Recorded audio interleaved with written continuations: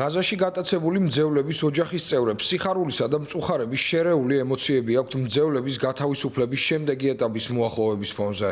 ჰამასის მიერ გატაცებული ერთ-ერთი მძევლის დედა ღელავს იმასთან დაკავშირებით, რამდენად გრძელვადიანია ცეცხლის შეწყვეტის შეთანხმება. მაგალითად, ჩემი შვილის გათავისუფლება ამ ეტაპზე არ მომხდარა. მე კიდევ ისიც არ ვიცი, საერთოდ გადარჩა თუ არა. ვარ ასე გაუგებრობაში და მეშინია რომ ვერ მივალ იქამდე, რომ ჩავეხუტო და ჩვენი ცხოვრება თავიდან დავიწყოთ. არის შანსი რომ ეს უკვე დასასრულია და ძალიან მეშინია რომ მეორე ეტაპამდე საერთოდ ვერ მივალთ.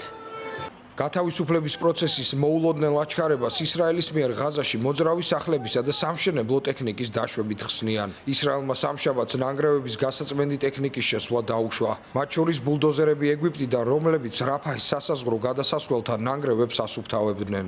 იმავდროულად ღაზაში მყოფმა პალესტინელებმა იმედი გამოთქვეს, რომ ცეცხლის შეწყვეტა შენარჩუნდება.